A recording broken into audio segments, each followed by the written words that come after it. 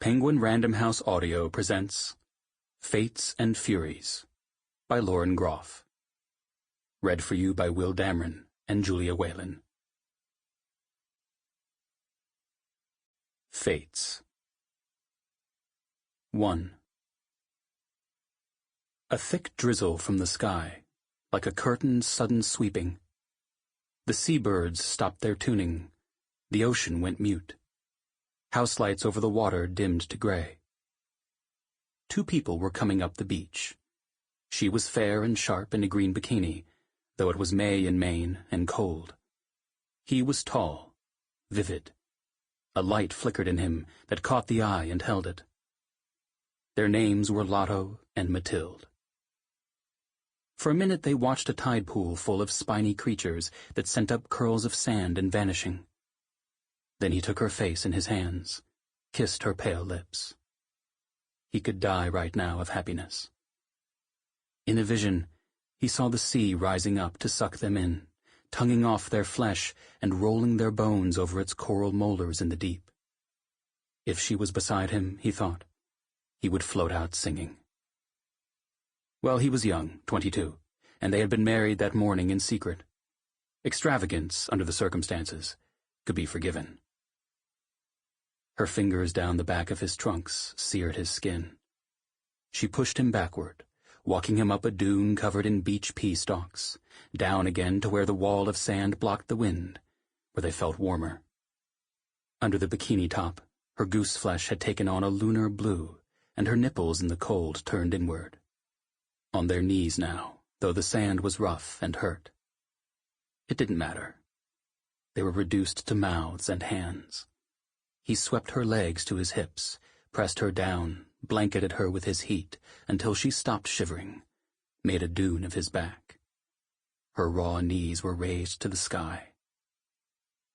He longed for something wordless and potent. What? To wear her. He imagined living in her warmth forever. People in his life had fallen away from him one by one, like dominoes. Every movement pinned her further so that she could not abandon him. He imagined a lifetime of screwing on the beach until they were one of those ancient pairs speed-walking in the morning, skin like lacquered walnut meat. Even old, he would waltz her into the dunes and have his way with her sexy frail bird bones, the plastic hips, the bionic knee. Drone lifeguards looming up in the sky, flashing their lights, booming, "Fornicators, fornicators," to rouse them guiltily out. This, for eternity. He closed his eyes and wished. Her eyelashes on his cheek, her thighs on his waist, the first consummation of this terrifying thing they'd done. Marriage meant forever. He'd planned for a proper bed, a sense of ceremony. He'd stolen his roommate Samuel's beach house, having spent most summers there since he was 15, knowing that they hid the key under the hawksbill turtle carapace in the garden. A house of tartan and liberty print and fiesta ware, thick with dust, the guest room with the lighthouses triple blink in the night, the craggy beach below. This was what Lotto had imagined for the first time with this gorgeous girl he'd magicked into wife.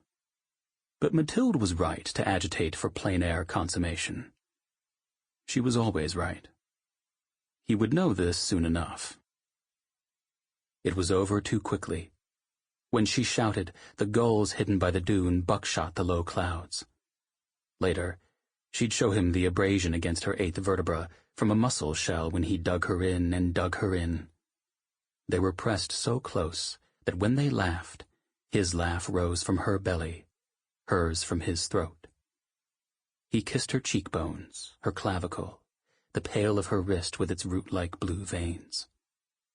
His terrible hunger he thought would be sated was not. The end apparent in the beginning. "My wife," he said. "Mine." Perhaps instead of wearing her, he could swallow her whole. "Oh?" she said. "Right, because I'm chattel, because my royal family traded me for 3 mules and a bucket of butter." "I love your butter bucket," he said. "My butter bucket now. So salty, so Sample complete. Ready to continue?